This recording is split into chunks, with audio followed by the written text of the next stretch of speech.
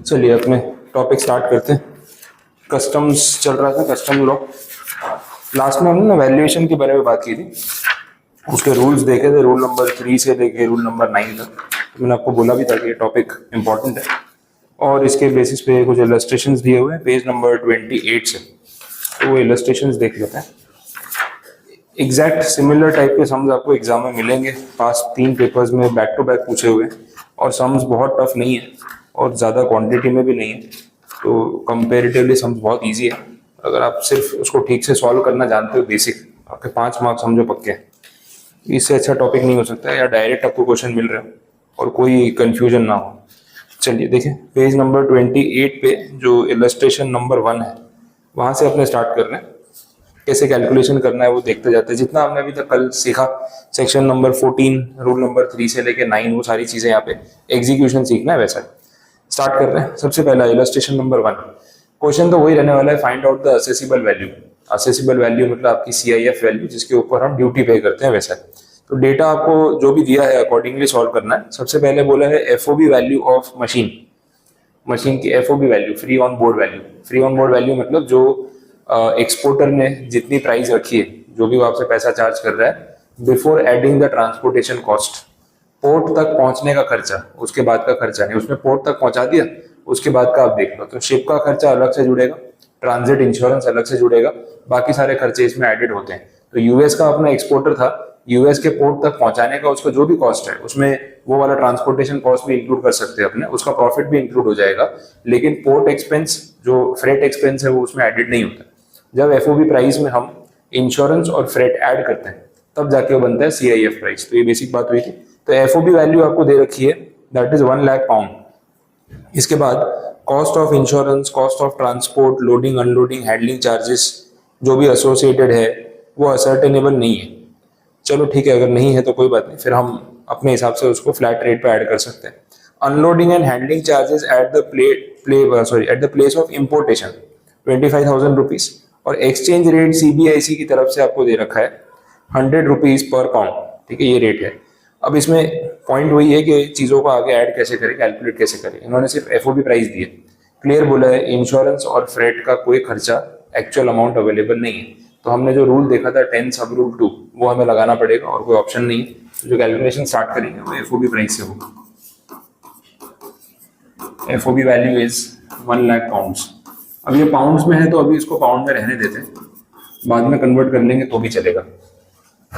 देखो, CIF तक जाने का जो तरीका था उसमें हमने देखा था FOB में रूल 10(1) के adjustments, commission, brokerage, packing material, ऐसा कुछ अगर कॉस्ट लग रहा है तो वो प्लस होगा। फिर आएगा कस्टम्स FOB। कस्टम्स FOB आने के बाद आएंगे रूल 10 सब रूल 2 के एडजस्टमेंट्स, जिसमें हमने देखा फ्रेट एंड इंश्योरेंस। अब यहाँ पे डेटा में बहुत कम चीजें हैं, यहाँ 10(1) का कोई एडजस्टमेंट है ही नहीं, कोई ट्रांजेक्शन ही नहीं है, तो वो कोई चीज ऐड करने की जरूरत नहीं है। हम डायरेक्टली 10 सब रूल 2 क्लॉज A पे जा सकते हैं, विच इज फ्रेट। अब देखो, फ्रेट वाला पॉइंट अगर आप याद करो तो उसमें हमने देखा था कि सामान कौन से रूट से मंगवा रहे हैं। यहाँ कोई मोड ऑफ ट्रांसपोर्ट एक्सप्लेन किया है उन्होंने? नहीं, कुछ भी नहीं बोला है। अगर कुछ नहीं बोला है तो हम यही मान के चलेंगे कि पोर्ट के थ्रू या शिप के थ्रू गुड्स आए होंगे। बाय डिफॉल्ट तरीका वही होता है, लेकिन अगर मेंशन किया हो बाई एयर या एयरपोर्ट मेंशन किया हो तो आपको वहां से मालूम पड़ता है कि भाई फिर इसके अंदर जो चीज है वो एयर फ्रेट वाला पॉइंट आएगा। अब जब कुछ नहीं बोला है तो अपने शिप वाला रूट मान के चल सकते हैं। बट हमने देखा था कि अगर शिप वाला रूट हो और एक्चुअल कॉस्ट ऑफ फ्रेट दिया हो तो एक्चुअल कॉस्ट ऑफ फ्रेट ही लेना है, जितना हुआ उतना। लेकिन अगर एयर फ्रेट हो तो मैक्सिमम लिमिट थी 20% ऑफ कस्टम्स FOB। एक तीसरी कंडीशन भी थी, where the amount is not ascertainable. Freight का कोई अमाउंट क्वेश्चन में दिया ही नहीं, वहां मैंने लिखा था फ्लैट 20%। अब देखो, यहाँ पे वही पॉइंट है, कोई अमाउंट दिया हुआ नहीं है, तो अपने क्या करेंगे, फ्लैट 20%। अब क्योंकि कस्टम्स FOB जैसा कुछ नहीं अपने पास, तो FOB ही अवेलेबल है, तो इसी पे आप 20% ले लो, चलेगा। तो freight will be 20% of FOB value, which is 20,000 pounds. ठीक है, ये ऐड होगी। अब फ्रेट के बाद 10 सब रूल 2 क्लॉज B, ये है अपना इंश्योरेंस। इंश्योरेंस में भी ऐसा होता है, या तो एक्चुअल अमाउंट दिया है तो बिना सोचे वही ले लो, अगर एक्चुअल अमाउंट नहीं दिया है तो फिर क्या लेंगे, 1.125% ऑफ कस्टम्स FOB। या कस्टम FOB है नहीं तो FOB पे ले लेंगे ठीक है, इसका 1.125%, कितना हो रहा है? 1125 हो रहा है, एक बार देख लेना। ठीक है, सब पाउंड में हो गया। तो देखो एफओबी वैल्यू आ गई, फ्रेट आ गया, इंश्योरेंस आ गया, ये सब चीजें ऐड हो गई। और कोई ट्रांजैक्शन, एक उन्होंने बोला है unloading and loading charges, handling charges at the place of importation, Indian port पे खर्चा लगा है। बट ये सीआईएफ वैल्यू में कहीं फॉर्मेट में था नहीं। इंडियन पोर्ट पे जब शिप आई तो वहां पे सामान उतारने का और उसको हैंडल करने का खर्चा लगा 25,000, लेकिन वो कहीं पे भी उन्होंने फॉर्मूला में या रूल में असेसिबल वैल्यू में ऐड नहीं किया। इसको ऐड नहीं करते, इसका कुछ भी नहीं करना है, सिर्फ नीचे एक नोट लिख देना है कि भाई दिस चार्ज और this cost is not relevant for the purpose of finding out assessable value as per rule 3 rule 10। ये अपना इंक्लूड नहीं होता है। पहले पुराने प्रोविजंस में एक पॉइंट होता था, ये जो चीजें ऐड होती थी ना, इसके बाद ये आता है आपका सीआईएफ वैल्यू।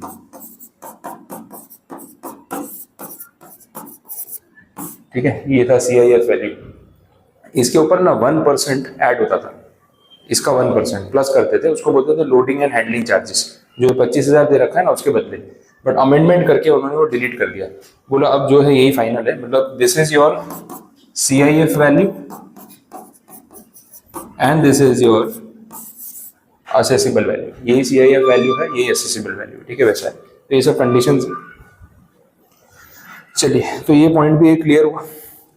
तो एफओबी, सीआईएफ, असेसिबल वैल्यू कैसे कैलकुलेट करना, एक बेसिक आइडिया लगा। यही सम्स का लेवल है, बहुत ज्यादा हैवी नहीं है, बट ऐसे बेसिक सम्स आपको 5 मार्क्स लेके जाएंगे और सिर्फ नोट लिखना है, एक्सप्लेन करना है कि आप क्या कर रहे हो, बाकी उसके ऊपर कोई प्रेजेंटेशन में भी ज्यादा कुछ पॉइंट्स नहीं। अच्छा, अब ये सीआईएफ वैल्यू आपकी आई है पाउंड्स में, अगर इसको रुपये में कन्वर्ट करना हो, ठीक है, अपनी करेंसी रुपये है तो करना ही चाहिए। तो हमने देखा है कि जो एक्सचेंज रेट होता है, वो एक्सचेंज रेट हमें लेना होता है सीबीआईसी का, आरबीआई वाला नहीं लेते। ठीक है, और सीबीआईसी का रेट आपको दे रखा है 100 रुपीज, सीधा मल्टीप्लाई कर दिया और आपका आंसर आ गया। समझ आ गया? तो सीआईएफ वैल्यू इन रुपीस। देख लो, प्रेजेंटेशन वाइज कुछ नहीं समझ आया तो बताओ।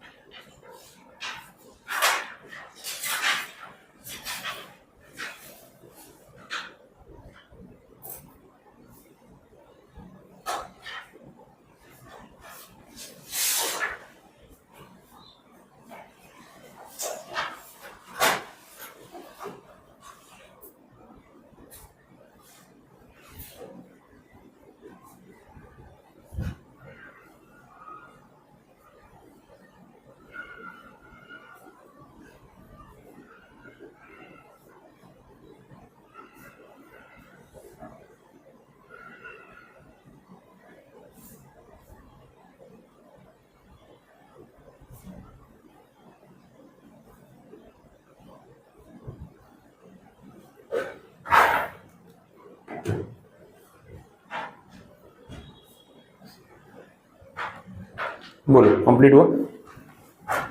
देखिए फिर इलस्ट्रेशन नंबर 2।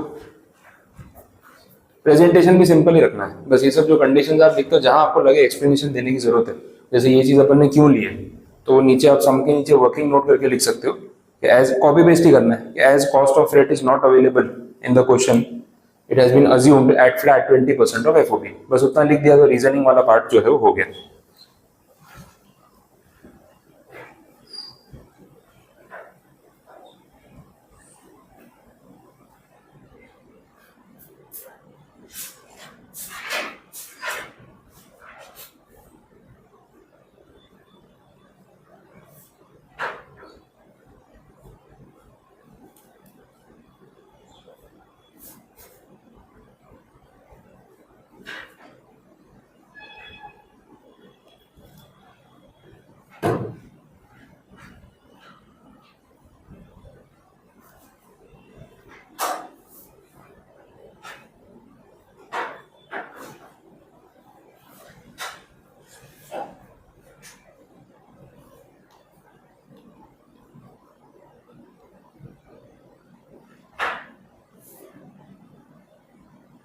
चलो देखते हैं next illustration number 2।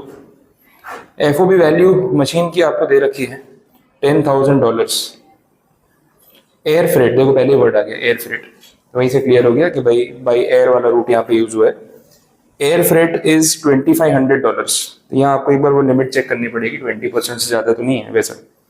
Cost of insurance actual दिया हुआ है, ठीक है, एक्सचेंज रेट दिया हुआ है। अब इसमें आपको CIF वैल्यू फाइंड आउट करनी है, तरीका यही यूज होने वाला है, लेकिन जो फ्रेट वाला पॉइंट है उसमें आप ध्यान रखना कि भाई यहाँ पे एयर फ्रेट है, और एयर फ्रेट में हमने देखा हुआ है मैक्स 20% ऑफ कस्टम्स FOB या फिर FOB जो भी डेटा में दे रखा हो, और आपका एक्चुअल एयर फ्रेट अगर उससे ज्यादा है तो हम ज्यादा से ज्यादा 20% ही जोड़ोगे, उससे ज्यादा नहीं जोड़ोगे वैसा। अब देखो ट्राई करो, बाकी के सब में कोई पॉइंट है नहीं, एक बार आप ही कोशिश करो क्या समझ में आता है।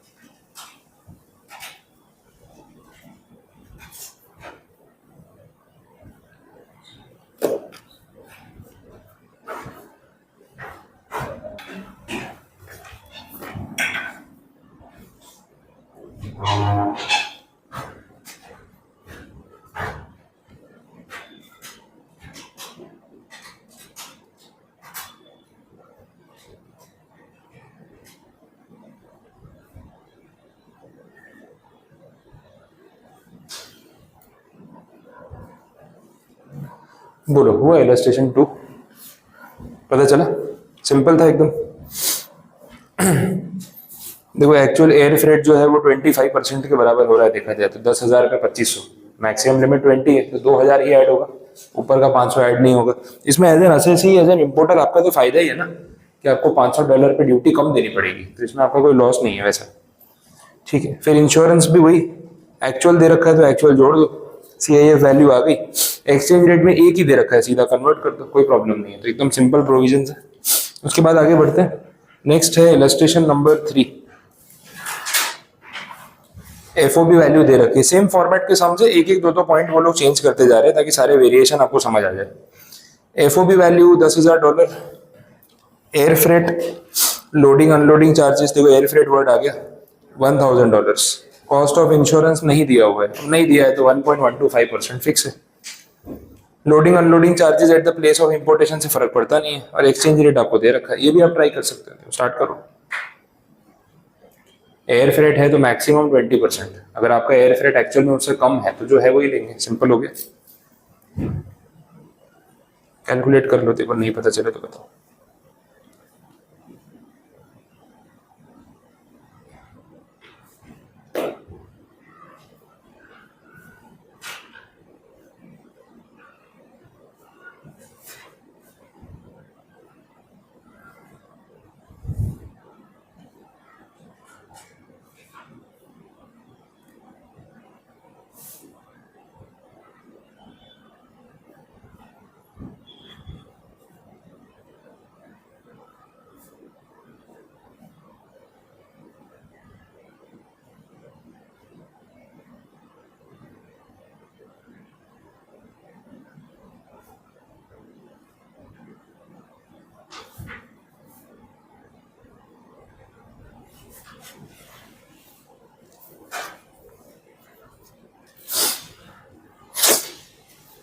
बोलो कंप्लीट हुआ, ठीक है। इसमें एयर फ्रेट एक्चुअली लेंगे, 20% से कम है। अब जहाँ 20% से कम है वहां फ्लैट 20% मत जोड़ देना, वो गलत हो जाएगा, मैक्सिमम लिमिट है वो। चलो इलस्ट्रेशन नंबर 4 देख लो। FOB वैल्यू ऑफ मशीन जो है वो असर्टेनेबल नहीं है, ये थोड़ा अलग टाइप है।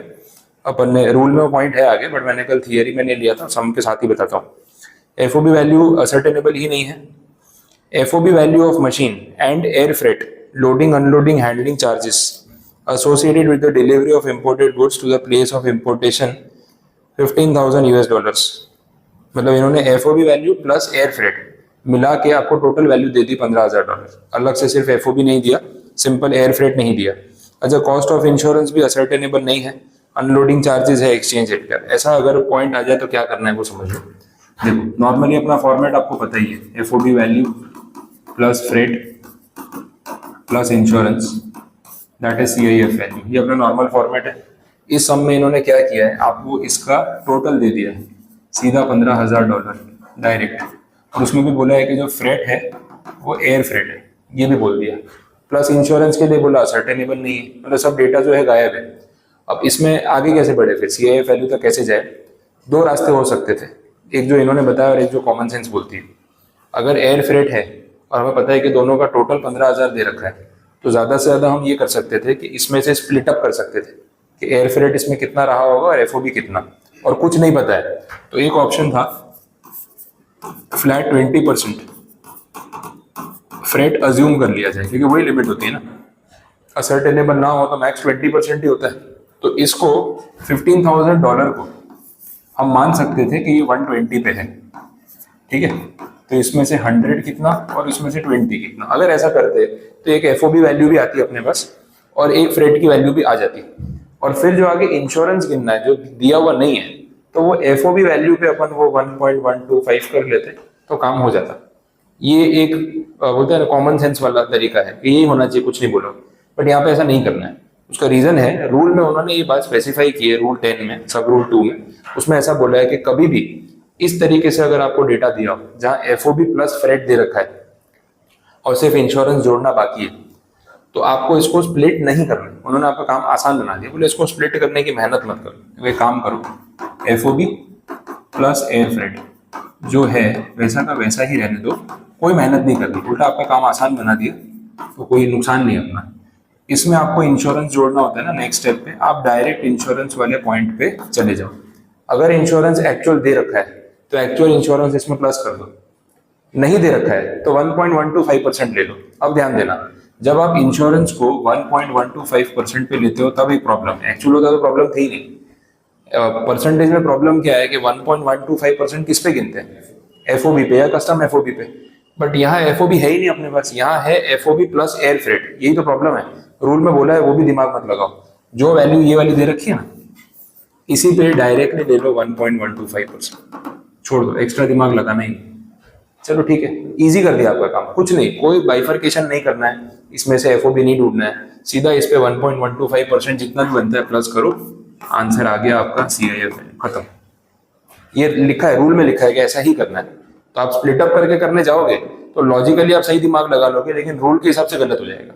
तो इसमें कुछ भी नहीं है, 1.125% जोड़ लो, सीधा 15,000 पे आपका आंसर आ गया, और कुछ नहीं। और फिर जो रुपये में कन्वर्ट करना है वो कर लो, खत्म। तो जैसा रूल में प्रिस्क्राइब किया है हमें वैसा ही करना है, ये बात यहाँ पे स्पेसिफिक है।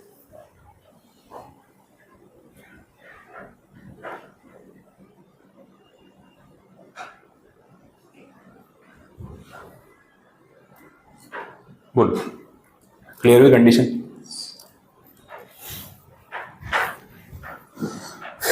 चलिए, तो ये सब में जो नया पॉइंट था ये आपके सामने आ चुका है, आंसर भी आपके सामने दिया हुआ ही है, तो प्रॉब्लम नहीं आएगी।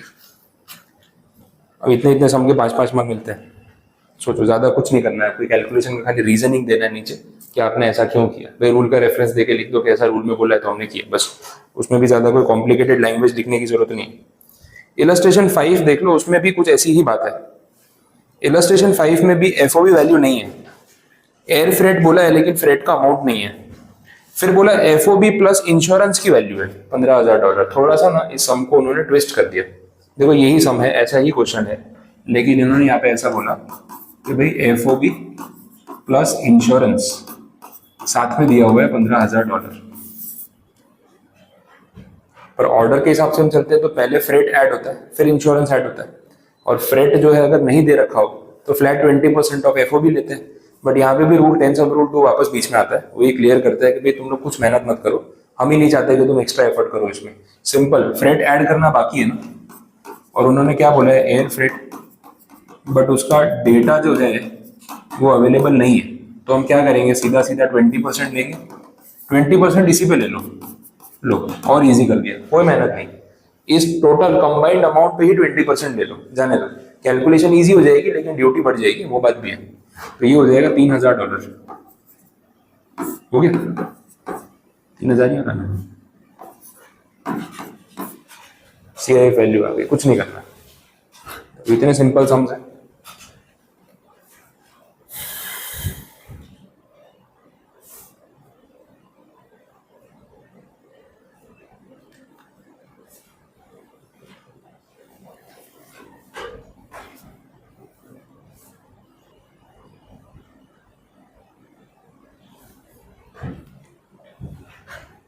ठीक है, कंप्लीट। चलो इलस्ट्रेशन नंबर 6 पे चलते हैं। असेसिबल वैल्यू ही फाइंड आउट करनी है। प्राइस ऑफ जेड जो भी प्रोडक्ट है एट एक्सपोर्टर्स फैक्ट्री, एक्सपोर्टर की फैक्ट्री पे जो प्राइस है वो $8,500। Freight from factory to of the exporter to the loading airport. Loading airport वो होता है जहां से गुड्स फ्लाइट पे चढ़ाए जाएंगे, यूएस का एयरपोर्ट अगर अपना एग्जांपल लेके चले तो। Loading and handling charges at the loading airport, ये भी वहां का खर्चा है, यहाँ का नहीं। Freight from the loading airport to the airport of importation in India $4,500 and insurance charges. Though the aircraft arrived on 22 August 2020, the bill of entry for home consumption was presented earlier. उसके 2 दिन पहले। अब आपको duty के rates दे रखे हैं, आपको exchange rate दे रखा है, आपको जीएसटी का रेट दे रखा है, आपको कैलकुलेशन करना है। पहले सीआईएफ वैल्यू पे तो जाते हैं, बाकी की चीजें सेकेंडरी है। सीआईएफ वैल्यू के लिए क्या करेंगे वो समझो। देखो थोड़ा सा बाइफर्केशन करके आपको कॉस्ट दे रखी है, तो आपको धीरे धीरे उस पॉइंट पे आगे बढ़ना पड़ेगा। पहले तो एफओबी निकालते हैं ना, पहला स्टेप तो एफओबी फाइंड आउट करना है। एफओबी के लिए हमें क्या चाहिए, कॉस्ट एट एक्सपोर्टर्स फैक्ट्री, जो जो दे रखा है वही प्लस करना पड़ेगा। एक्सपोर्टर की फैक्ट्री पे गुड्स का कॉस्ट कितना था, $8,500। बट ये एफओबी थोड़ी ना है, एफओबी का मतलब क्या था, पोर्ट तक पहुंचाने का सारा खर्चा इसमें जुड़ जाता है। तो पोर्ट तक पहुंचाने में और भी तो खर्चा हुआ है। एक फ्रेट है from factory to the US airport, तो भी तो ऐड होगा ना। ये अपना पहला transportation cost, transport cost number 1, exporter की फैक्ट्री से उसके पोर्ट तक $250, ये भी ऐड हो जाएगा, ये एफओबी का हिस्सा माना जाएगा। पोर्ट पे जो लोडिंग हैंडलिंग चार्जेस लग रहे हैं वो भी इसमें ऐड हो जाएंगे, ये भी एफओबी का हिस्सा ही माना जाएगा। लोडिंग चार्जेस एट यूएस में, एग्जांपल के हिसाब से यूएस ले रहा हूँ, इसमें यूएस नहीं बोला होगा, पर एक रेफरेंस के लिए ले रहा हूँ। तो $250 वो भी ऐड हो गया। ये जो आया ना, this is your FOB price in dollars.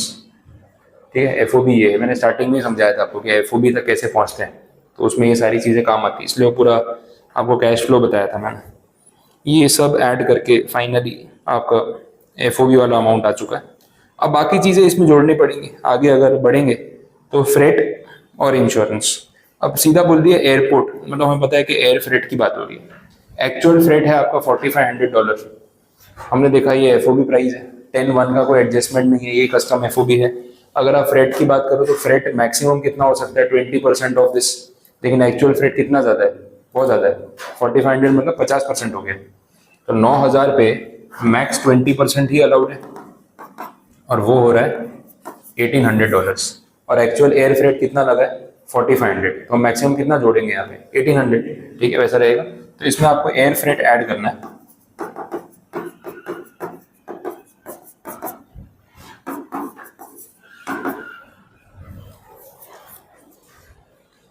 ठीक है, वैसा है। दूसरा, इसमें इंश्योरेंस ऐड करना है। इंश्योरेंस के लिए क्या बोला, एक्चुअल दे रखा है ना $2,000। देखो इंश्योरेंस में अगर एक्चुअल दे रखा हो तो कोई अपर लिमिट नहीं, वो जो है वो आपको जोड़ना ही है, वैसा है। $2,000 इसमें भले महंगा लगे आपको, ये बहुत ज्यादा है, बट वो कंसर्न नहीं है। एक्चुअल है तो एक्चुअल ही आएगा, नहीं अवेलेबल है तो 1.125% आएगा। ये सब जोड़ लो।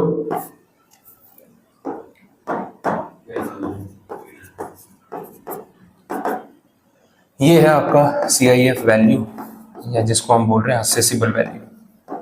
तो एक पार्ट तो आपका कंप्लीट हुआ कि भाई असेसिबल वैल्यू जो है वो आ चुकी है। अभी बात यहाँ खत्म नहीं हुई है, यहाँ पे इन्होंने ना फिर नीचे वो बिल ऑफ एंट्री की बात की है, होम कंजम्पशन के लिए एंट्री इनवर्ट्स की बात की है, ड्यूटी का रेट दे रखा है, एक्सचेंज रेट दे रखा है, सब कुछ दिया हुआ है। तो पहले तो ये डॉलर टू रुपी कन्वर्ट होगा, तो आपको वो रुपी पर डॉलर वाला एक्सचेंज रेट चाहिए।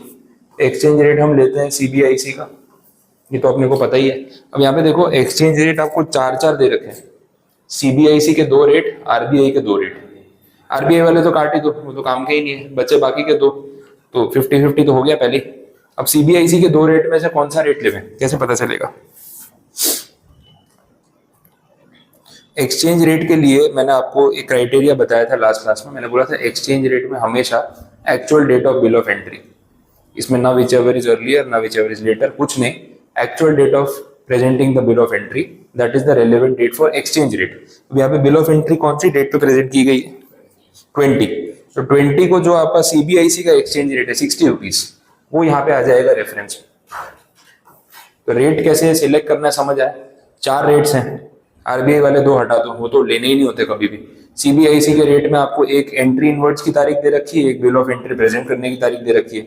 एक्सचेंज रेट में हमने स्पेसिफिक देखा था actual date of bill of entry, but ये जब ड्यूटी का रेट डिटरमाइन करना होता है या टैरिफ वैल्यू डिटरमाइन करनी होती है, तो हमने देखा था बिल ऑफ एंट्री और entry inward whichever is later. उसमें विच एवर इज लेटर वाला रूल था। नॉर्मली पहले एंट्री इनवर्ड होती है, फिर बिल ऑफ एंट्री फाइल होती है, तो आंसर आता है बिल ऑफ एंट्री। सेक्शन 15 याद करो, टैक्सेबल इवेंट। लेकिन यही अगर आपने बिल ऑफ एंट्री पहले फाइल कर दी, तो उन्होंने बोला था कि फिर एंट्री इनवर्ड्स की डेट को अपन रेफरेंस में लेंगे। तो मैंने आपको लिखवा दिया था कि दोनों में से जो लेटर होती है वो ले लो, आपका आंसर सही आएगा। तो वो चीज एक्सचेंज रेट वाले पे एप्लीकेबल नहीं है, वो ड्यूटी के रेट पे एप्लीकेबल है, जो इसके बाद काउंट होगा। तो ये 60 रुपीज तो आ गया, 60 रुपीज के हिसाब से आप असेसिबल वैल्यू रुपीज में निकाल लो, वो पॉइंट सॉर्ट हो गया। उसके बाद जब आप बेसिक कस्टम ड्यूटी लगाओगे, तो बेसिक कस्टम ड्यूटी कौन सी लगेगी, 20% या 10%, वो क्वेश्चन आ जाएगा। 10%, दोनों में से विच एवर इज लेटर।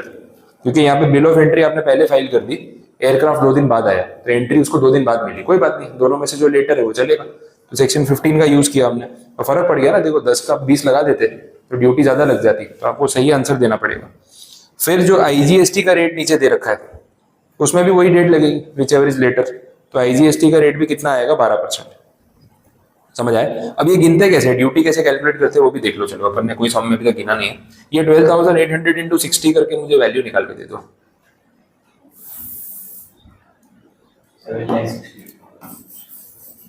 7,68,000। चलो यहीं पे कैलकुलेशन कर लेते हैं, थोड़ा आपको कंपैरिजन समझ आ जाएगा। असेसिबल वैल्यू आपकी आ चुकी है 7,68,000। इसके ऊपर अपन गिनते हैं basic custom duty. Basic custom duty का रेट अभी आपने सिलेक्ट किया 10%, जो रेट था उस हिसाब से। ये हो जाएगा 76,800 प्लस लगता है social welfare surcharge 10% of basic custom duty, इसका 10%। सिंपल हो गया, 10% बेसिक कस्टम ड्यूटी पे 7680, ये तीनों को प्लस कर दो, टोटल करके मुझे वैल्यू बता दो।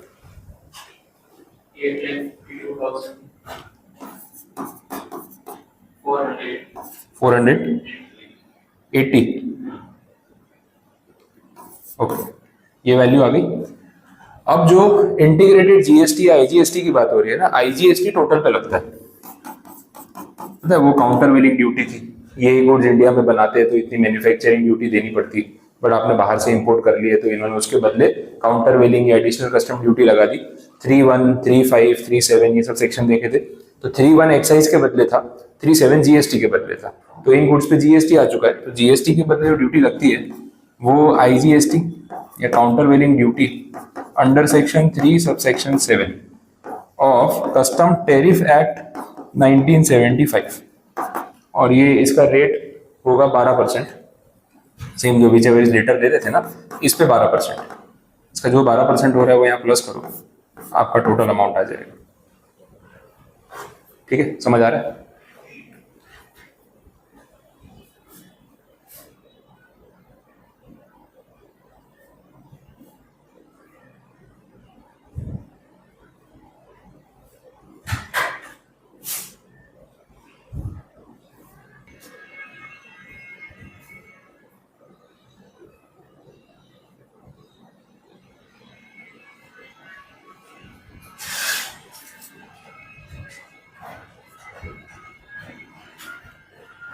ठीक है, कंप्लीट है। चलो, तो ड्यूटी कैसे लगानी है वो भी अपन ने देख लिया। आगे बढ़ते हैं। Illustration number 7। ठीक, देख लो, डेटा देख लो, एक एक दो पॉइंट ऐड होते जाएंगे। सम का बेस फॉर्मेट वही रहने वाला है। एफओबी वैल्यू आपको मशीन की दे रखी है 8,000 पाउंड्स।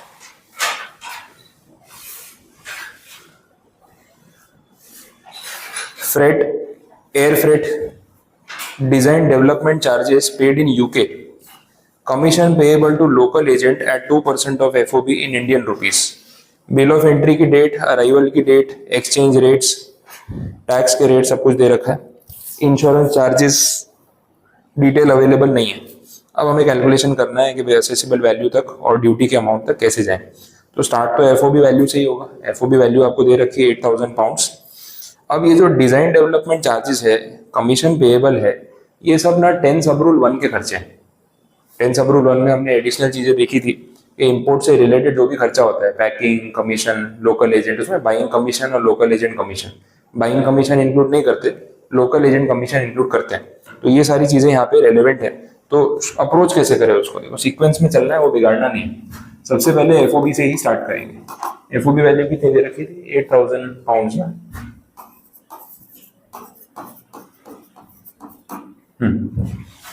प्लस हम रूल 10(1) के एडजस्टमेंट्स पहले करेंगे, 10(2) वाले बाद में आते हैं। तो यहाँ 10(1) के एडजस्टमेंट्स में एक उन्होंने डिजाइन चार्जेस की बात की है। गुड्स या मशीन खरीदने से पहले आपने वो डिजाइनर से कुछ कंसल्टेशन लिया होगा, डिजाइन बनवाया होगा, उसके बेसिस पे फिर आपने मशीन खरीदी होगी, ऐसा कुछ होगा।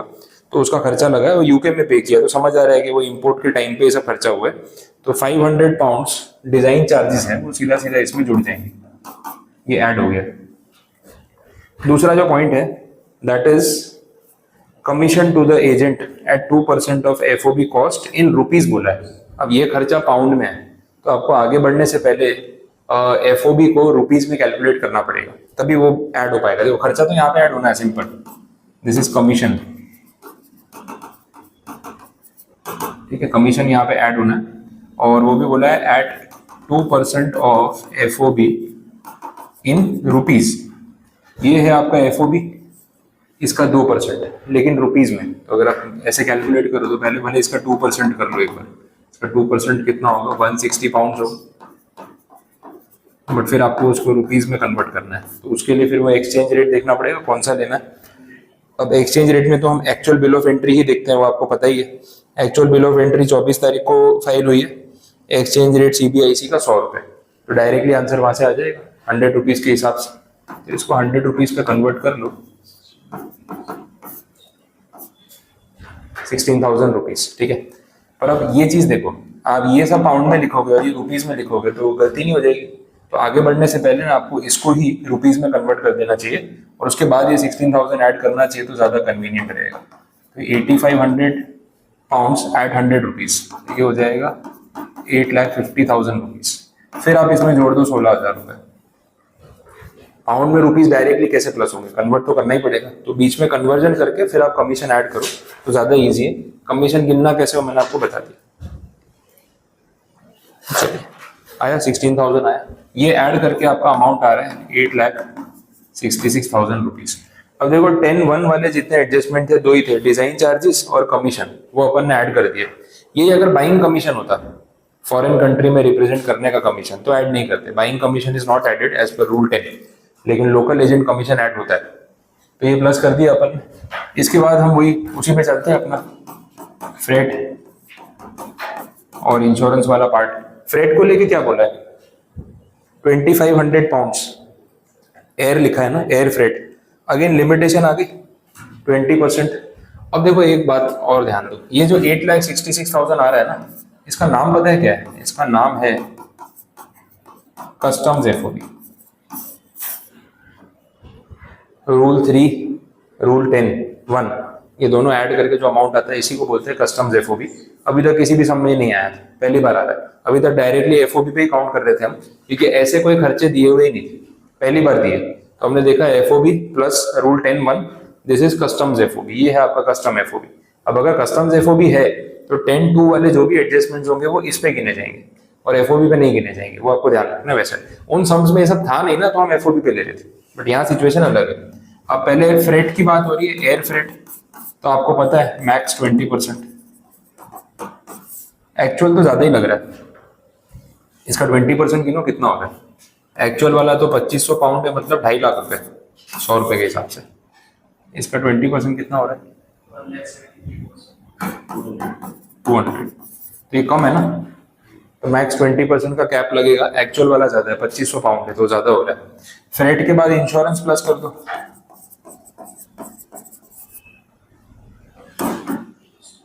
इंश्योरेंस के लिए एक्चुअल इंश्योरेंस दिया है क्या, नहीं, तो फिर वही 1.125%। 1.125% किस पे, कस्टम्स एफओबी पे, इस पे 8,66,000 पे 1.125%, गिनो ना कितना हो रहा है।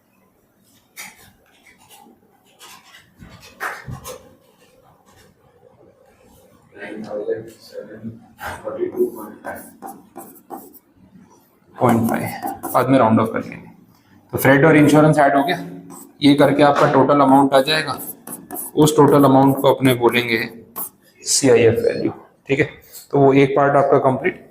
CIF वैल्यू आने के बाद आगे का प्रोसीजर सेम है, basic custom duty, social welfare surcharge और 37 का GST जो पिछले सम में किया, एग्जैक्टली वही। तो आप कंप्लीट करके देख सकते हो उसको, देख लो एक बार, कंप्लीट कर लो, पूरा सम समझ लो, फिर आगे बढ़ते हैं। आधे सम तो अपने हो गए, कैलकुलेशन कर लो, आंसर टैली हो रहा है।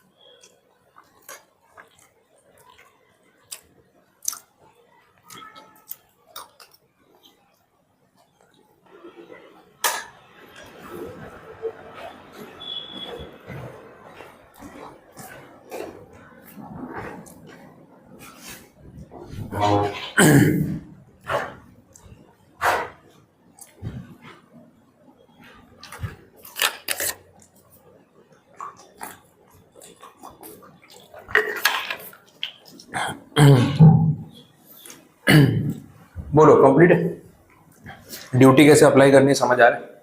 Basic custom duty, social welfare surcharge, जो टोटल बना उस पे लगेगा IGST,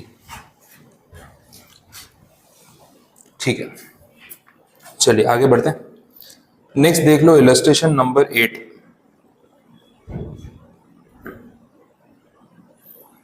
यहां पे बोल रहे हैं एक लिफ्ट इंपोर्ट की है इंग्लैंड से, इनवॉइस प्राइस है 20 लाख रुपीस।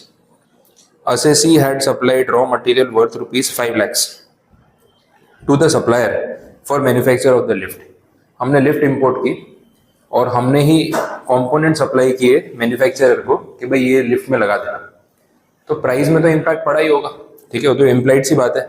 इनवॉइस प्राइस उसने दिया है 20 लाख रुपए, बट हमने जो उसको सामान भेजा है उसकी वैल्यू है 5 लाख रुपए, तो इम्प्लाइड है कि उसने 5 लाख रुपए कम करके बिल बनाया होगा। हमने पॉइंट देखा था कि अगर बायर ही सप्लायर को कंपोनेंट सप्लाई करे फ्री ऑफ कॉस्ट या रिड्यूस प्राइस पे, तो जितना बेनिफिट उसने पास ऑन किया है उतना इसने प्राइस में कम किया होगा, तो फिर उसको प्लस करके देखना पड़ेगा। तो 20 लाख रुपए का इनवॉइस, उसमें 5 लाख रुपए जो ये वैल्यू है ये प्लस हो जाएगी सीधा सीधा, तब जाके बनेगा सही FOB प्राइस। समझ आ रहा है? तो FOB प्राइस कितना हो जाएगा यहाँ पे 25 लाख रुपए। क्लियर, इजी था ये। आगे देख लो, आगे क्या बोला, due to safety reasons the lift was not taken to the jetty in the port but was unloaded at the outer anchorage, ठीक है। The charges incurred for such unloading amounted to 25,000 rupees and the cost incurred on transport of the lift from outer anchorage to the jetty was 50,000 rupees. The importer was also required to pay demurrage charges rupees 10,000. The lift was imported at an actual transport cost of rupees 45,000 and insurance charges 20,000. बहुत सारे नए नए terms आ गए। आपका जो actual freight लगा है वो तो 45,000 है, चलो वो ठीक है, बहुत नॉमिनल सा है, ऐड हो जाएगा।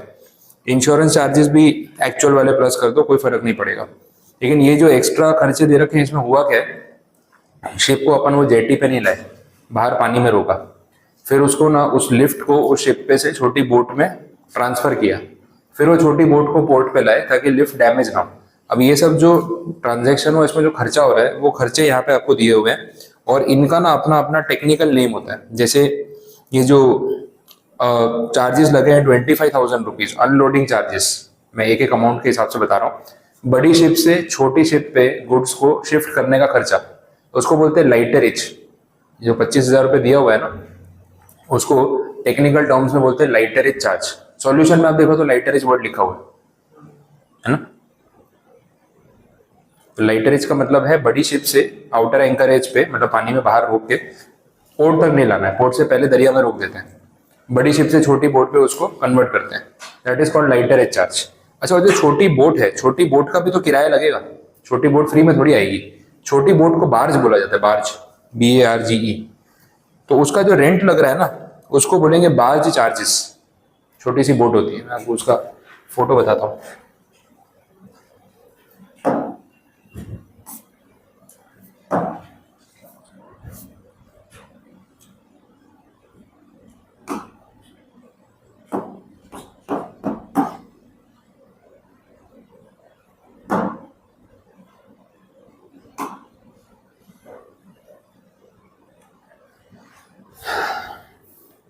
देखो ऐसा डिजाइन होता है,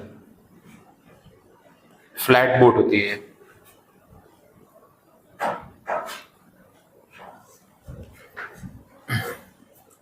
दिख रहा है ये जो फ्लैट है ना, ये this is called a barge.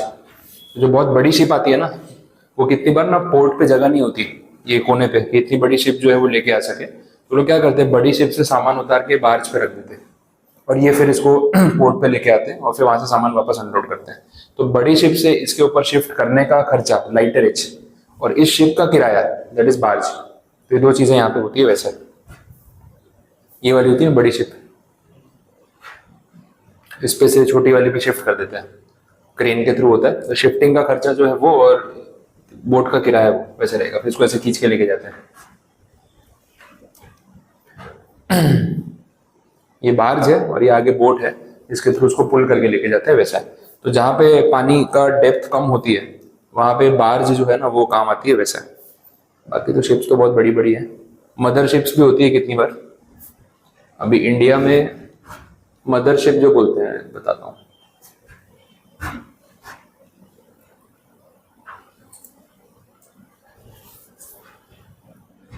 तो स्पेस में चला गया।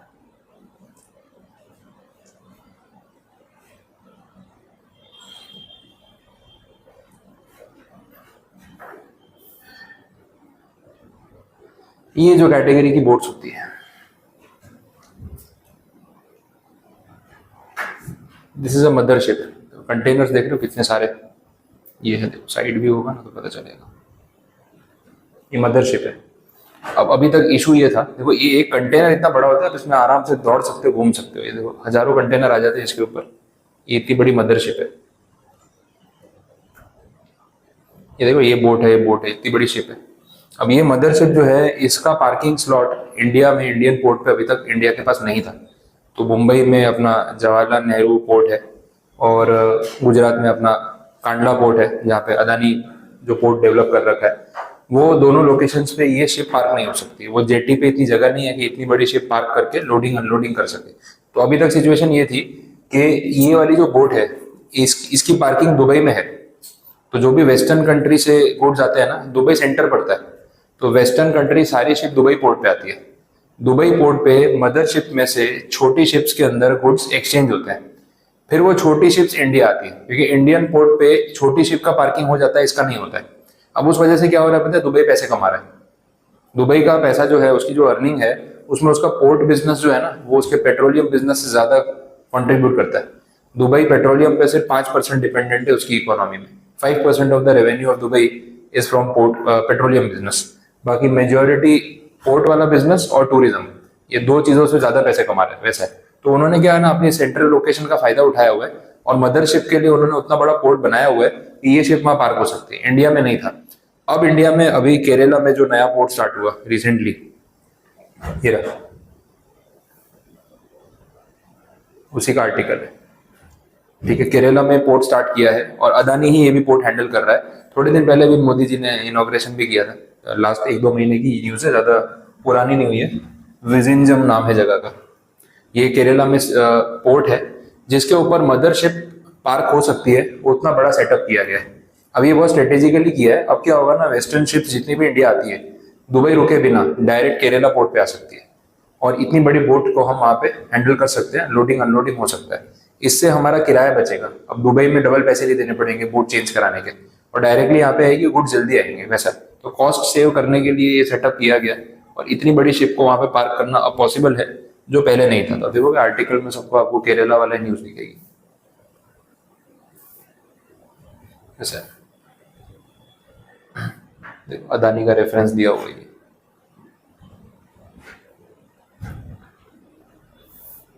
ये बहुत बड़ी चीज है, इंडिया अभी तक लैग कर रहा था इस चीज में, बट इन्होंने इसको डेवलप कर लिया वैसे। तो ये सब जो है वो लाइटर एज बार्ज इससे कनेक्टेड चीजें हैं, वैसे आपको ध्यान रखना है।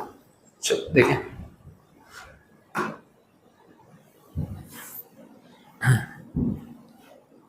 तो ये सब ट्रांसपोर्टेशन और जो फ्रेट वाला कॉस्ट है उसमें ऐड होता है, इतना आपको ध्यान रखना है। लाइटरेज चार्जेस, बार्ज चार्जेस, एक तीसरा भी है डेमरेज चार्जेस। 10,000 रुपए जो पे किया गया ना, डेमरेज जो है वो डिले या डैमेज की वजह से पे करना पड़ता है। जैसे पोर्ट पे शिप आ गई, ये एक सिंपल एग्जांपल देता हूँ। आप कभी कैब में ट्रैवल कर रहे हो, ठीक है, आपने ओला उबर बुक करा ली, अब आपके घर से आपको जाना है रेलवे स्टेशन। अब बीच में आपने कैब वाले को रुकवा दिया, बोले भैया 5 मिनट रुकना, मैं आता हूँ। वो रुकेगा? बोलेगा भैया चार्ज लगेगा, ऐसे कैसे 5 मिनट रुकना। 5 मिनट बोल के आप आधे घंटे तक आए नहीं, बीच में कुछ काम था, रुक गए। वो बेचारा आधे घंटे से बैठा है, बोलेगा मेरा टाइम वेस्ट हो रहा है, इतने में मैं और सवारी ले लेता। तो वो वेटिंग चार्ज लगाता है या डिले चार्जेस लगाता है। अच्छा, आप घर पे बुक करके बुलाओ ना, वो नीचे आके ना फोन पे फोन करेगा, भैया जल्दी आओ जल्दी आओ। अब वो सिस्टम में उसने देख लिया कि भाई मैं पहुंच गया हूँ, तो वहां से वो टाइमर स्टार्ट कर देता है। अब वेटिंग टाइम होता है 2 मिनट, 3 मिनट, 5 मिनट, ज्यादा नहीं होता। आप घर से सामान उतार रहे हो, 15-20 मिनट लगा दिया, अरे भैया आ रहे हैं, खाना पैक कर रहे हैं, सामान पैक कर रहे हैं, उतार रहे हैं, वो रुकेगा नहीं, वो चार्ज लेना शुरू कर देगा। तो वेटिंग टाइम 2-3 मिनट का होता है, फिर वो लोग चार्ज करते हैं क्योंकि उनका टाइम वेस्ट ना हो। तो ये सेम चीज यहाँ शिप में भी होती है। अब शिप आ गई है पोर्ट पे, अब सामान ही नहीं उतार रहे, डिले कर रहे हो, तो एक पॉइंट के बाद ना वो शिप का मालिक आपसे एक्स्ट्रा चार्ज लेगा, penalty, that is called demurrage charges. वो डेमरेज चार्जेस अगर इंपोर्टर पे करता है तो वो इसके अंदर ऐड हो जाती है एज अ कॉस्ट, और उस पर आपको फिर ड्यूटी भी देनी पड़ेगी। तो you have to be very quick, ready रहना। जैसे शिप आई ना, फटाफट सामान लोड करो, अनलोड करो, उसको खाली करो। यहाँ से पोर्ट पे पड़ी रहेगी ना शिप, तो डेमरेज चार्जेस पोर्ट वाले भी लेते हैं और डेमरेज चार्जेस शिप वाले भी लेते हैं। पोर्ट बोलता है यार तुम शिप खाली नहीं कर रहे, पीछे दूसरी लाइन लगी हुई है, और जो शिप वाला बोलता है भाई जल्दी मेरी शिप वापस दो, मुझे और भी लोगों के गुड्स ट्रांसपोर्ट करना है। तो दोनों जगह आपका खर्चा हो जाता है वैसा। तो ये चीज यहाँ पे ध्यान रखनी है, शिप डेमरेज चार्जेस ऐड होंगे। बोलो समझ आ रहा है? तो ये सब कुछ प्लस कर दो, आपकी CIF वैल्यू जो है बड़ी सिंपल तरीके से आ जाएगी, खाली प्लस करना और कुछ भी नहीं। ठीक है, चलो, तो ये टॉपिक कंप्लीट हुआ। नेक्स्ट चलते हैं इलस्ट्रेशन नंबर 9। इलस्ट्रेशन नंबर 9 में आपको मेरी जरूरत नहीं पड़ेगी, जितने टर्म्स अभी तक पीछे अपन ने देखे ना उसके जैसा ही है। तो आपको ट्राई करना है तो आप कर सकते हो, उसमें नीड नहीं रहेगी। एक बार कोशिश करना, भले अभी कर लेना, सम बन जाएगा। पहले मैं अलग टाइप के सम जितने वो करा देता हूँ, रिपीट वाले नहीं करा रहा। 9 एक बार आप कोशिश कर सकते हो, लास्ट में करके जाना, सॉल्व करा दूंगा। 10th वाला भी वैसा ही है, उसमें एक पॉइंट है खाली, वो मैं समझा देता हूँ, तो आपका 10th वाला सम बन जाएगा। Machinery imported from USA by air, $10,000 की मशीनरी है। Accessories worth ₹2,000 compulsorily supplied with machine, price is included in the price of machine. 10,000 रुपए की मशीन के साथ उसकी एसेसरीज आई है। एसेसरीज की वैसे वैल्यू 2,000 है, लेकिन ये एसेसरी कंपल्सरी है, तो वो 10,000 में वो पैसा इंक्लूडेड है। अब ये एसेसरीज वाला क्या पॉइंट है, उसमें वेरिएशन समझ लो। कोई भी मशीन अगर आप खरीद रहे हो, उसके साथ जो एसेसरीज आती है, कितनी बार वो ऑप्शनल होती है, कितनी बार कंपल्सरी होती है। जैसे AC खरीदा, AC के साथ रिमोट आया, रिमोट इज एन एसेसरी। तो ये एसेसरी जो है कंपल्सरी है, रिक्वायर्ड है, या अननेसेसरी ऐड की हुई है। AC रिमोट के बिना चल जाएगा, कैसे ऑन करोगे उसको, ऑपरेट कैसे करोगे? अच्छा, उसके डिस्प्ले में कोई बटन भी नहीं है, तो अगर रिमोट नहीं भेजा तो वहां जाके भी ऑन नहीं कर सकते। तो in short, remote is an accessory along with the AC which is mandatory, उसके बिना AC आप ऑपरेट नहीं कर पाओगे। तो रिमोट का अगर कोई एक्स्ट्रा चार्ज आपको पता भी है कि भाई 50,000 का AC है, 2,000 का रिमोट आता है, बट बोले भैया 50,000 में रिमोट का चार्ज इंक्लूडेड है, हम अलग से नहीं चार्ज कर रहे, तो पूरे 50,000 पे ड्यूटी वही लगेगी जो AC के ऊपर लगती है। अलग से कुछ सेग्रीगेशन करने की जरूरत नहीं है। लेकिन अगर साथ में कोई एसेसरी ऐसी दी हुई है जो कंपल्सरी नहीं है, नहीं भी दी होती तो AC चलता, एक्स्ट्रा है, अननेसेसरी है, तो उसका फिर कॉस्ट अलग से आप जोड़ लो अगर एडेड नहीं है तो, और उस पर ड्यूटी का रेट अलग हो सकता है। दो सेपरेट प्रोडक्ट्स की तरह मानेंगे। ये वैसे ही जैसा अपन ने वो पैकिंग मटेरियल वाले में देखा था कि अगर प्रोडक्ट के शेप के हिसाब से उसका पैकिंग मटेरियल है तो सेम ड्यूटी, अगर जनरल कंटेनर है तो अलग ड्यूटी। सेम चीज यहाँ पे भी होती है। अब इस केस में बोला है कि जो एसेसरी है वो कंपलसरी है, उसके बिना मशीन नहीं चलेगी, और वो 10,000 रुपये में एडेड है, उसको रहने दो। कोई अलग से उस पर ड्यूटी का रेट लगाना, उसको सेपरेट करना कोई नेसेसरी नहीं। बाकी का सारा जो पूरा सम है ना वो आपका सेम ही। अब देखो कस्टम ड्यूटी भी दो अलग दे रखी है, ध्यान दो। Custom duty on machine, custom duty on accessory, अलग अलग रेट है, 10%, 20%। अब यही एसेसरी अगर मैंडेटरी नहीं होती और अननेसेसरीली साथ में सप्लाई की होती तो वो $2,000 पे रेट अलग लगता और बाकी $8,000 पे रेट अलग लगता। और क्योंकि कंपलसरी है, साथ में सप्लाई की हुई और इंक्लूड भी कर दी है, तो आप टोटल वैल्यू पे वही रेट ले लो जो आपका मेन मशीन पे लगता है, अलग रेट लगाने की जरूरत नहीं। ठीक है, कंडीशन क्लियर, ये ध्यान रखना है, बाकी का सम बन जाएगा। इलस्ट्रेशन 11, ये भी सिमिलर पैटर्न का है, जो डिजाइनिंग चार्जेस और उसको अपन यहाँ पे देख रहे थे ना, सेम सम है, तो ये भी आप ट्राई करोगे तो बनेगा। नेक्स्ट देख लो इलस्ट्रेशन नंबर 12। हाँ ये कुछ अलग सम है, देखते हैं, सम इजी है लेकिन टाइप डिफरेंट है। देख लो क्या हो रहा है यहाँ पे, इसमें आइडेंटिकल गुड्स वाले कंसेप्ट पे बात हो रही है, ध्यान से समझना। यहाँ पे ना आपने कंसाइनमेंट इंपोर्ट किया है 800 मेट्रिक टन्स एडिबल ऑयल, खाने का जो तेल होता है ना वो, कहाँ से, मलेशिया से। और जिसने इंपोर्ट किया है ना वो चैरिटेबल ऑर्गेनाइजेशन है, मतलब इंपोर्ट करने का इंटेंशन बिजनेस या सेल नहीं है, डोनेशन है। जो भी एडिबल ऑयल इंपोर्ट हुआ है ना वो गरीब लोगों में फ्री डिस्ट्रीब्यूशन कर देने वाले हैं, तो चैरिटेबल ट्रस्ट वालों ने इंपोर्ट किया है। अब इसमें ऐसा है कि सामने वाला जो एक्सपोर्टर है उसने भी इस चीज़ का ध्यान रखा कि भाई ये तो एक स्पेशल ट्रांजेक्शन है, चैरिटेबल कॉज है, तो उसने भी पूरे पैसे नहीं चार्ज किए, उसने आपसे $10 चार्ज किए पर टन, जिसमें उसने अपना सिर्फ फ्रेट और इंश्योरेंस कवर किया, मतलब वो भी फ्री में भेज रहा है आपको, सिर्फ आने जाने का खर्चा देना है आपको, बाकी वो जो तेल भेज रहा है उसको कोई पैसे नहीं है, वैसा है ये सिचुएशन है।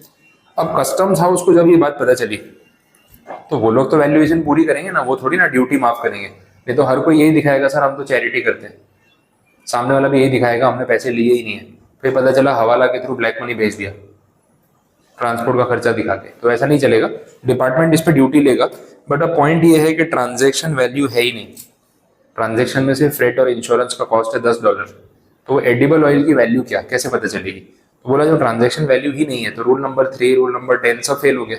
अगला ऑप्शन क्या बचता है, रूल नंबर 4 आइडेंटिकल गुड्स, ये भी फेल हो गया, तो सिमिलर गुड्स। तो बोला आइडेंटिकल गुड्स वाला जब हमने एनालिसिस किया तो पता चला कि हमारे जैसा ये सेम एडिबल ऑयल और भी लोगों ने इंपोर्ट किया था मलेशिया से, बट उन्होंने पूरे पैसे दे के इंपोर्ट किया था, तो उनकी ट्रांजेक्शन वैल्यू क्या है वो पता चल जाए, तो वो अडॉप्ट अपने कर लेंगे।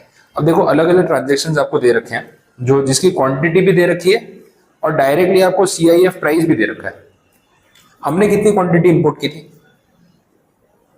मेट्रिक टन 800, बाकी लोगों ने जो इंपोर्ट की है वो क्वांटिटी आपको दिख रही है, कौन सी क्वांटिटी हमारी क्वांटिटी के नियरेस्ट, 780 है ना, तो 780 यूनिट्स और हमारे 800 यूनिट्स काफी सिमिलर क्वांटिटी, तो प्राइस भी फिर सिमिलर ही होना चाहिए वैसा है। तो 780 मेट्रिक टन कितने रुपए के प्राइस पे इंपोर्ट हुआ या कितने डॉलर में, $160, $160 per metric ton is the direct CIF value. बस तो अपने 800 टन पे ये ले लेंगे ना, और क्या। तो 800 मेट्रिक टन जो है उसको आप मल्टीप्लाई कर दो 160 से, और फिर उस पर लगा दो एक्सचेंज रेट, उस पर लगा दो ड्यूटी, खत्म हो गया, बात समझ आ रही है। तो बाकी की सारी क्वांटिटीज जो है वो हमारी क्वांटिटी से दूर है, तो बिकॉज ऑफ दैट रीजन हमने वैल्यू इस तरीके से लगा दी। बोलो बात समझ आ रही।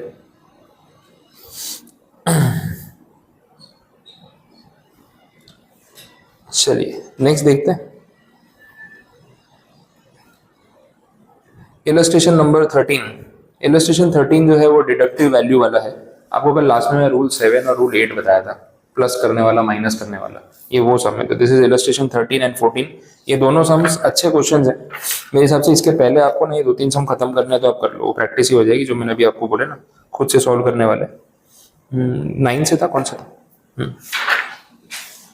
9, 10 और 11, ये 3 सम्स पहले अभी स्टार्ट करो, 5-10 मिनट लो, इसको कंप्लीट करो, फिर लास्ट में कराता हूँ 13, 14 और अपने सम्स कंप्लीट हो जाएंगे। वैसे ये 13, 14 सबसे अलग है, मिक्सअप हो जाएगा, फिर अभी पहले ये कराऊंगा फिर वो करने जाओगे ना, उल्टा कर लो, पहले 11 तक खत्म कर लो।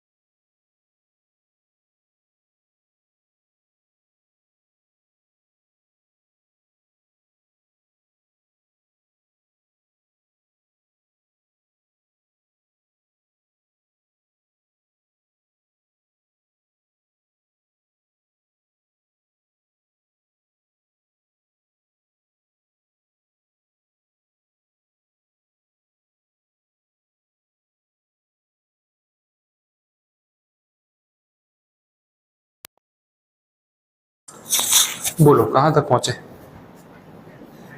कुछ डाउट्स आ रहे हैं तो बताओ।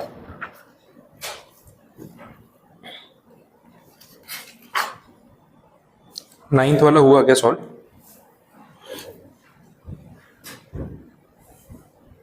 उसमें वो पॉइंट समझ आया ना, उन्होंने डायरेक्टली सीएएफ वैल्यू दे रखी है आपको, और एयर फ्रेट और इंश्योरेंस उसमें कितना जोड़ा है वो बताया हुआ है। बट हम डायरेक्टली वैल्यू क्यों नहीं ले सकते, उसका रीजन है एयर फ्रेट, क्योंकि एयर फ्रेट जितना एक्चुअल है उन्होंने पूरा जोड़ के दे दिया, बट वो 20% से ज्यादा है, वो चेक करना पड़ेगा ना, तो उसके लिए पहले रिवर्स में आए, तो सीआईएफ वैल्यू से फ्रेट और इंश्योरेंस जो उन्होंने एक्चुअल में जोड़ रखा है वो माइनस करके आप एफओबी पे आए। फिर आपने वापस से रीचेक किया कि भाई 20% एयर फ्रेट से ज्यादा तो नहीं जोड़ा हुआ है, जबकि ज्यादा जोड़ा हुआ है, आपका एफओबी तो 1400 आ रहा है, तो air freight actual air freight कितना है 500, तो 500 तो ज्यादा हो गया ना, इसलिए वो चेक करने के लिए रिवर्स कैलकुलेशन किया, नहीं तो सीआईएफ से आगे बढ़ जाते तो प्रॉब्लम ही नहीं आती। तो इसके ऊपर आप एयर फ्रेट प्लस करो 20%, फिर आप इंश्योरेंस वापस जोड़ लो जो आपने ऊपर माइनस किया था, तो आपको करेक्ट सीआईएफ वैल्यू मिलेगी। अब देखो पहले उनकी सीआईएफ वैल्यू 2000 थी, आपकी एरिया 1780, फर्क पड़ेगा ना ड्यूटी में, इसीलिए बाकी चीजें तो नीचे सेम ही है। हर समय कुछ नया एक आध पॉइंट ट्विस्ट वाला डालने की कोशिश करते हैं, बाकी इतना प्रॉब्लम नहीं आता है।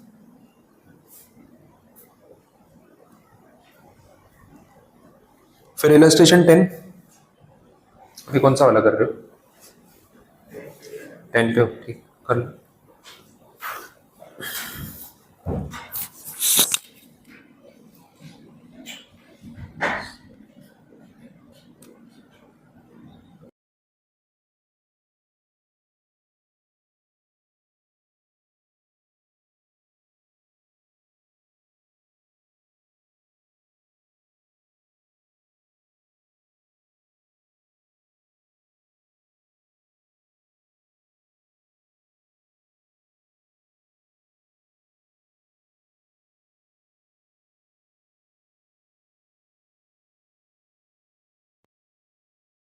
वाले सब में 11th में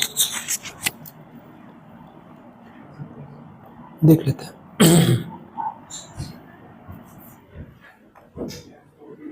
कमीशन में बोला है 5% ऑफ द एफओबी, तो आप इंडियन रुपीस में जो एफओबी का अमाउंट निकालोगे उस पर आपको गिनना पड़ेगा। एफओबी वैसे तो डायरेक्टली दे रखा है ना मेरे हिसाब से, एक सेकंड, एफओबी तो ऊपर ही दिया हुआ है 2 लाख येन, दैट इज एफओबी, तो उसको इंडियन रुपीस में कन्वर्ट कर दो, जो अमाउंट आ रहा है उस पर 5% ले लो।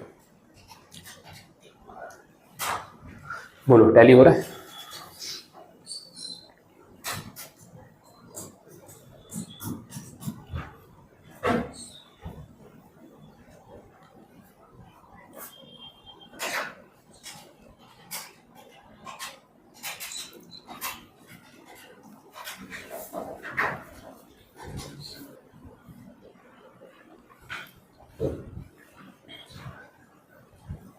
बोलो हुआ 11th वाला कंप्लीट? चलो तो फिर आगे बढ़े। अब 13 14 देख लेते हैं।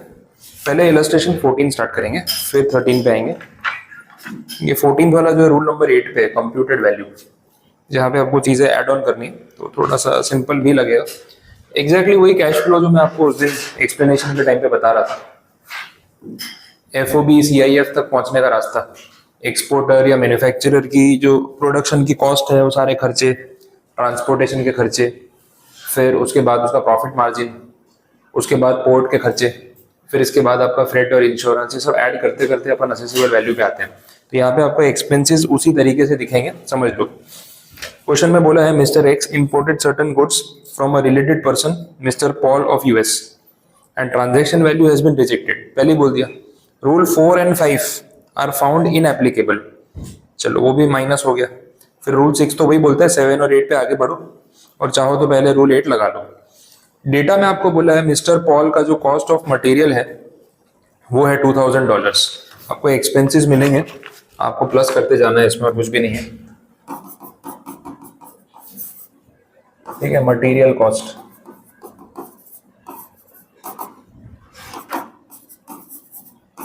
$2000। फिर बोला फैब्रिकेशन चार्जेस, मतलब वही लेबर, वो भी ऐड हो जाएगा $1000। इसके बाद है अदर एक्सपेंसेस, ये है $400। अदर इनडायरेक्ट कॉस्ट सब प्रोडक्शन से ही कनेक्टेड है,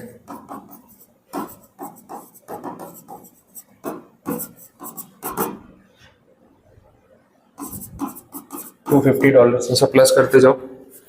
इसके बाद freight from mister Paul's factory to US port, ये पहला वाला ट्रांसपोर्टेशन का खर्चा, ये भी एफओबी का पार्ट होता है। ये ट्रांसपोर्ट कॉस्ट कितना बोला, 250।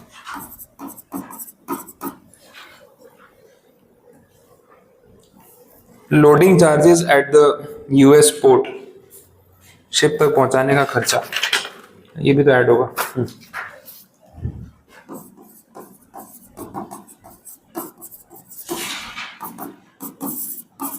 $100। आगे profit margin 20% of FOB. FOB में प्रॉफिट भी तो इंक्लूडेड होता है बेचने वाले का, अब इसमें प्रॉफिट मार्जिन ऐड करना बाकी है।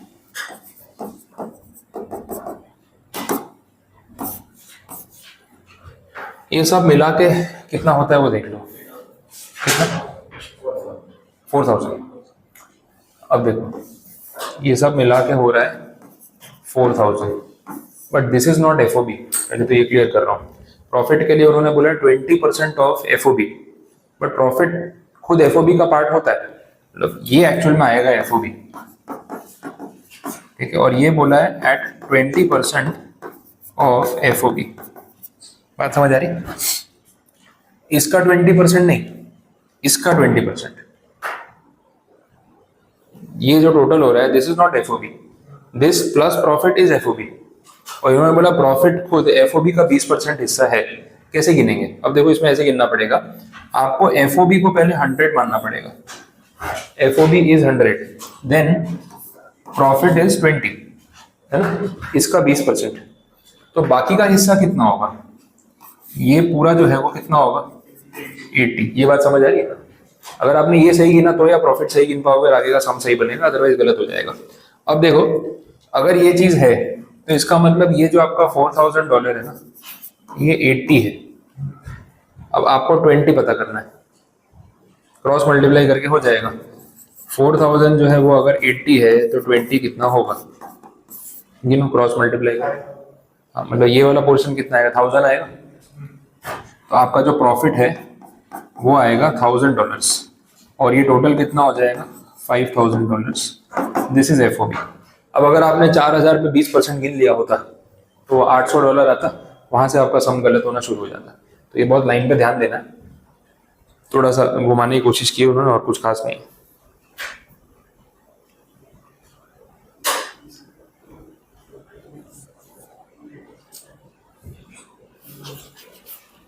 बोलो, बात समझ आई?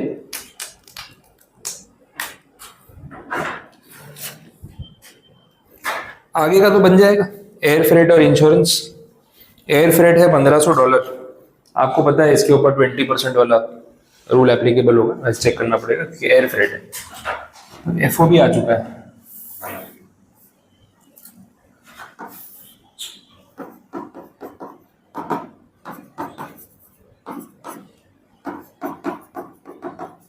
फ्रेट में हम मैक्स 20% ही काउंट करते हैं।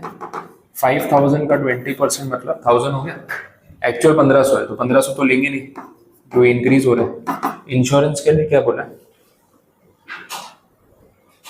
$50। ये भी जितना है उतना ले लो, और क्या।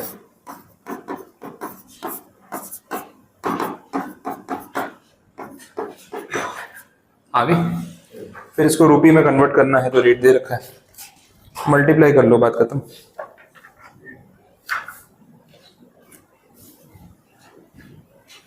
बोलो, समझ आ रहा है? ये है इलस्ट्रेशन नंबर 14। अगर रूल 8 आएगा तो कुछ इस टाइप का कैलकुलेशन आपको करना पड़ेगा, जो डिटेल आपको दे रखी है।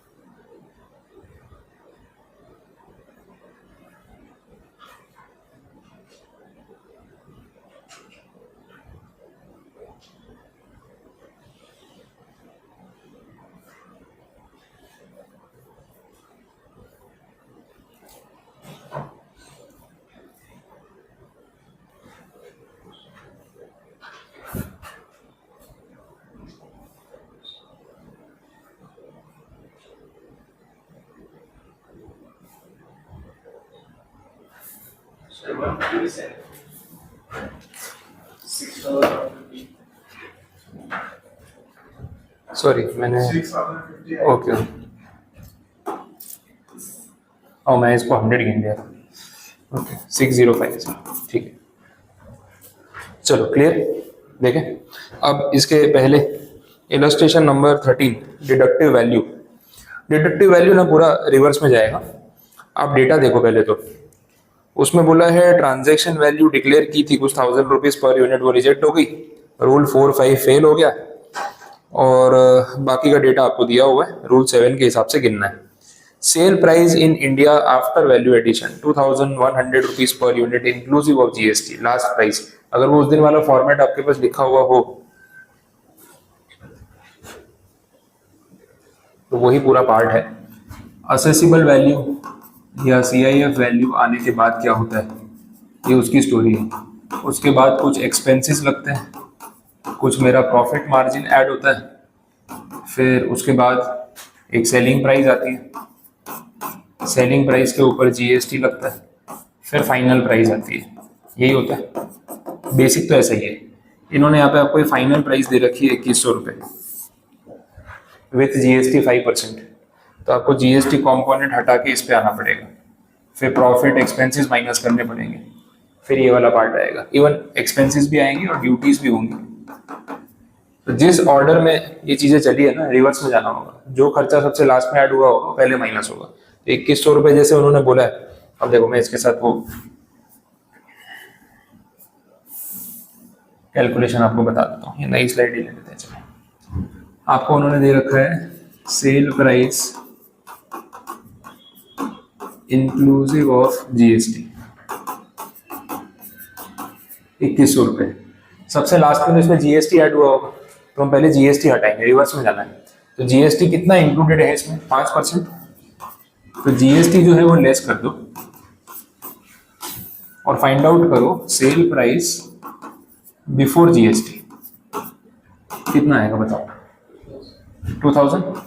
5% जीएसटी इसमें इंक्लूडेड है ना, ये 105 पे है, तो इसमें से 5 कितना है वो हटाओ और 100 ढूंढो। तो ये आएगा 2000, ये हो जाएगा 100। पहला स्टेप हुआ, ठीक है।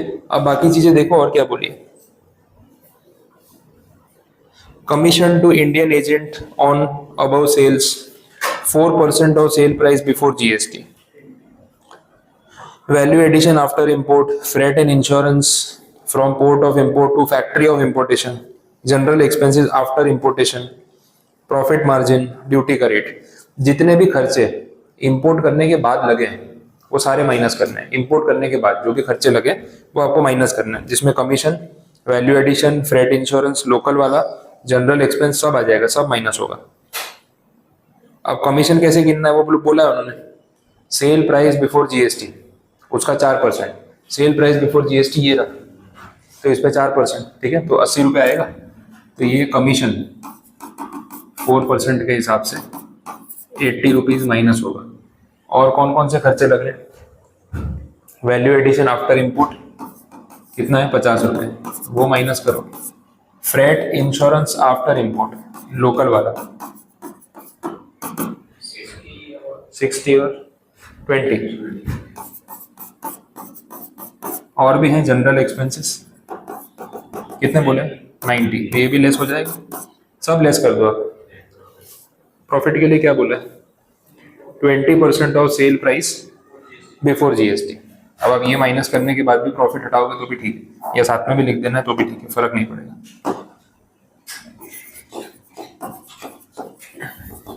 प्रॉफिट का अमाउंट कितना आ रहा है 20% of sale price before GST, इसका 40%, अच्छा 20% ना, मतलब 400 रुपये होगा। ये माइनस कर दो, अब कितना बचता है सब लेस करने के बाद 1300। अब इसमें क्या क्या बाकी है, मतलब क्या क्या इंक्लूडेड है इसमें। इसमें ड्यूटीज इंक्लूडेड होंगी। आपने जब गुड्स इंपोर्ट किया होगा तो सीआईएफ वैल्यू निकाली होगी, सीआईएफ वैल्यू आने के बाद उस पर आपने ड्यूटी भरी होगी। ड्यूटी भरने के बाद आप जब क्लियर करा के लाए होगे तो आपके ये सब खर्चे हुए होंगे, फिर आपने अपना प्रॉफिट मार्जिन जोड़ा होगा, फिर ये प्राइस बनी होगी, फिर आपने जीएसटी लगा के कस्टमर से 2100 रुपये लिए होंगे। हम रिवर्स जा रहे हैं। तो ये जो है ना, this is price inclusive of duty. इसके अंदर सारी ड्यूटी इंक्लूडेड है। तो अब ड्यूटी में रिवर्स कैसे जाए, तो आपको ऑर्डर याद करना पड़ेगा। जो अपनी CIF वैल्यू है, सबसे पहले उस पर कौन सी ड्यूटी लगती है, बेसिक कस्टम ड्यूटी, फिर उस पर लगता है सोशल वेलफेयर सरचार्ज, फिर जो टोटल आता है उस पर लगता है IGST 37 वाला। तो सबसे लास्ट में तो IGST लगता है ना, तो सबसे पहले माइनस IGST होगा, रिवर्स में जाना है, ठीक है। अब IGST का कुछ रेट वेट दे रखा है क्वेश्चन में। Basic custom duty 10%, IGST 5% under 37, SWS as applicable. तो आपको इसमें से सबसे पहले वो 5% हटाना पड़ेगा।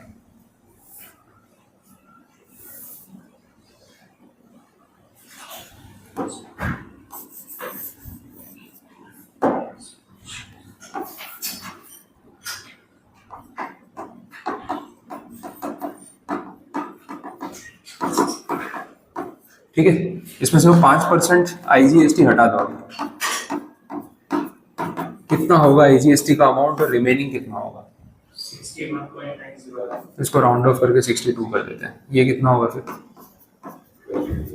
ठीक है, अब पता है ये कौन सा प्राइस है? This is CIF plus basic custom duty plus social welfare surcharge. समझ आ रहा है? अब बेसिक कस्टम ड्यूटी का रेट यहाँ पे दिया हुआ है 10%, और सोशल वेलफेयर सरचार्ज आपको पता है इसका 10%, मतलब इफेक्टिवली 1% होता है। तो अगर ये 100 है तो ये 10 है और ये 1 है, 111 है, ऐसे होता है ना। तो ये जो आपका 1238 है ना, दिस इज एट 111। अब आपको अगर हटाना है तो आप ये दोनों चीजें इसमें से साथ में भी हटा सकते हो, 11% अलग कर दो। तो इसमें से अपन एक काम करते हैं, बेसिक कस्टम ड्यूटी और सोशल वेलफेयर सरचार्ज साथ में हटा देते हैं। कितना कंपोनेंट है वो? ये 111 पे गिनो और उसमें से 11 कितना होगा वो बताओ, क्रॉस मल्टीप्लाई करके। 1238 इंटू 11 बाई 111 कितना हो रहा है? 122। तो 123 कर सकते हैं, राउंड ऑफ करना है तो 123 कर दो। बचा कितना? हाँ, पॉइंट वाला अपन ने इग्नोर किया। ये जो आया ना, this is your CIF value, या फिर आप बोलो असेसिबल। बात समझ आई? अब आप देखो कैश फ्लो होता जनरली उल्टा है। CIF वैल्यू तक अपन पहुंचते हैं, फिर उसमें basic custom duty social welfare surcharge लगता है, फिर उसमें GST लगता है, फिर ड्यूटी के साथ कितना प्राइस है वो आता है, फिर उसमें हम अपना खर्चा जोड़ते हैं कि इतना इतना खर्चा है मेरा, ये मेरा प्रॉफिट मार्जिन है, तब जाके आती है एक MRP सेल्स प्राइस, फिर उस पर हम कस्टमर से तो GST चार्ज करते ही, फिर फाइनली प्राइस आता है। ये ऐसा रिवर्स में आया हम पूरा वैसा। This is deductive value rule और rule number 7।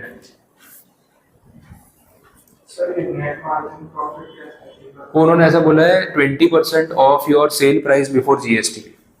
Cell price before GST ये रहा, इस पे गिनना है सीधा 20%। जैसा बोला है वैसा करना है बस। बोलो, कुछ कंफ्यूजन यहाँ तक समझ आ रहा है? तो इसके साथ ना आपका ये पूरा रूल जो है वो हो गया कंप्लीट विथ एप्लीकेशन। अब ये कस्टम वैल्यूएशन के इतने सम्स अगर आप ठीक से करके जाते हो, यू कैन एक्सपेक्ट कि आपका एक सम जो आएगा ना उसमें से बन जाएगा। आप पास 3 पेपर के सम्स देख लो, इसी पैटर्न पे है, वो सॉल्व भी हो जाएंगे। वैसे गाइडलाइन आंसर में से आप देखोगे तो शायद मेरी जरूरत भी ना पड़े, अपने आप सॉल्व हो जाएंगे।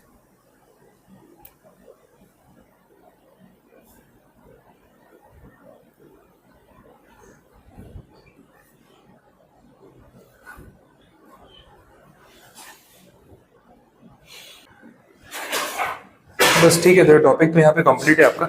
इसमें इतना रखते हैं, काफ़ी वैल्यूएशन आपका कवर अप हो चुका है। अब जो पीछे टॉपिक बचे हैं, ड्यूटी ड्रॉबैक है और एक बैगेज रूल्स है, वो डिटेल में उतना मॉड्यूल में है नहीं। कस्टम का सिलेबस एक्चुअली होता है, उसमें टॉपिक्स आते ही तो मैंने रखा हुआ था, तो अपने उस पर नहीं भी जाएंगे और टाइम नहीं देंगे चलेगा, क्योंकि वेटेज के हिसाब से ऑलरेडी हमने काफ़ी कुछ कर लिया है। तो यहाँ पे कस्टम्स को बैकअप कर सकते हैं एक बार के लिए, वो टॉपिक्स में मैं आपको लेके नहीं जा रहा हूँ। बाकी इसमें कुछ क्वेरी हो नहीं समझ आए तो आप देख लेना, टॉपिक अपना यहाँ पे पैकअप है।